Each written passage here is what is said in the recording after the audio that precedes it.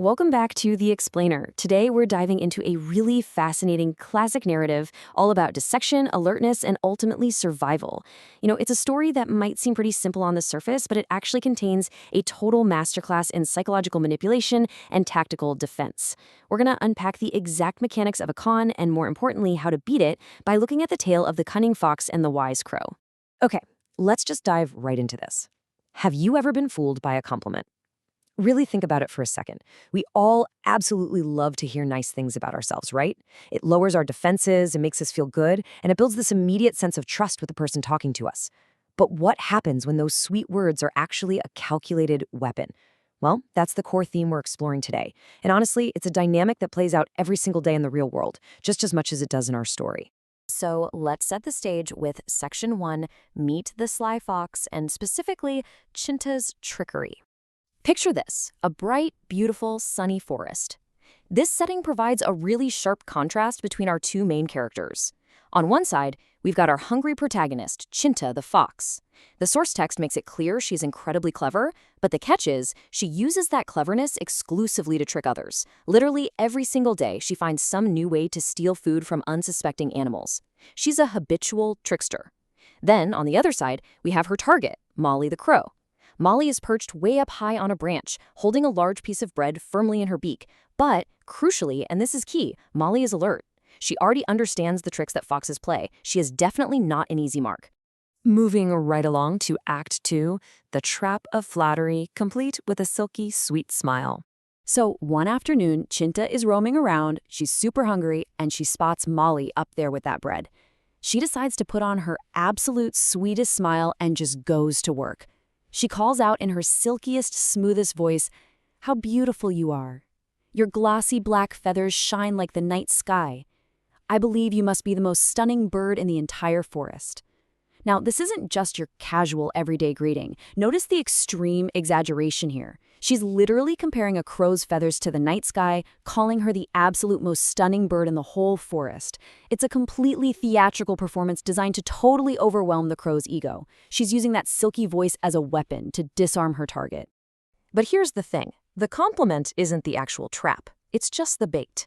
Here is the hook. Chinta continues, "You must have a beautiful singing voice, too. Won't you sing for me? Just one little song?" And this brilliantly illustrates the physical mechanics of the trick. Notice how the fox doesn't ask for the bread. The fox asks for a song. Why? Well, because to sing, the crow absolutely must open her beak. And if she opens her beak, gravity does the rest. It's essentially a forced error, cleverly wrapped in a polite request. Which brings us to a really tense moment, Section 3, a wise response, where Maali has to think fast. Maali is listening to all this incredibly silky, completely over-the-top praise, and her brain immediately connects the dots. Remember, she has prior knowledge. She's heard the stories about the tricks foxes play, so she knows instantly that this fox doesn't actually want a concert. This fox wants her bread.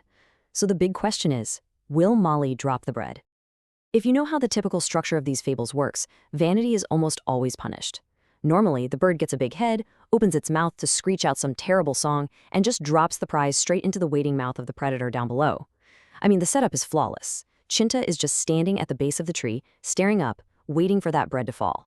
But Maali thinks quickly, and she executes this absolutely perfect tactical countermaneuver. Step 1, she takes the bread out of her beak and tucks it firmly under her foot. She secures the asset. Step 2, she opens her beak, giving the fox exactly the physical action she asked for. And step 3, she lets out a loud caw, caw.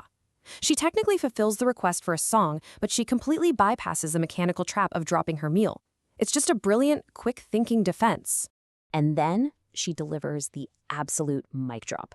Maali looks down at this fox, who is still just waiting for the bread that's never gonna fall, and she laughs. She calmly says, "Dear fox, I know your game. My grandmother always told me, never trust the sweet words of a stranger." She tells the fox to just go on her way, noting that the bread is for her kids, and then she gracefully flies off into the sky. It's this incredibly grounded, calm, total victory over deception, all relying on generational wisdom passed down from her grandmother. Now let's zoom out a bit for an analytical breakdown. Section 4, The True Moral, Honesty over Trickery. Now, what's really interesting here is how we define the core mechanism of the story, flattery. It's excessive or insincere praise utilized in this context as a calculated psychological tactic for deception, rather than a genuine compliment. We're totally reframing Chinta's sweet words here. They weren't a compliment at all. They were a hack. They were an attempt to exploit human, or I guess in this case, avian, nature. Whenever someone hits you with excessive praise out of nowhere, you really have to ask yourself what action they're actually hoping to trigger. So Chinta the fox has to slink away, totally red-faced and still incredibly hungry. Our source text highlights the really hard lesson she learned that day. Honesty is always a better path than trickery. The fox's whole lifestyle of finding daily ways to steal from unsuspecting animals finally hit a brick wall the second it encountered an educated, alert target. So, the absolutely crucial point here boils down to these 3 takeaways derived straight from the source. First off, be careful of those who flatter you. Second, wisdom and alertness literally protect us from being deceived. And third, echoing that wise grandmother's advice perfectly, never trust the sweet words of a stranger. Maali didn't survive because she was bigger or stronger or faster than the fox. She kept her meal because she was alert. She recognized the psychological trap for what it was, and she had a plan. Which leaves us with this final thought. Out in our daily lives, the foxes don't always look like foxes, right? And the traps aren't always set in a sunny forest. But the mechanism of extreme, unearned praise, that is exactly the same. So the next time someone comes at you with extreme flattery, will you remember the wise crow? Stay alert out there, secure your bread. And hey, thanks so much for joining me on this deep dive. Like, share and subscribe for more videos.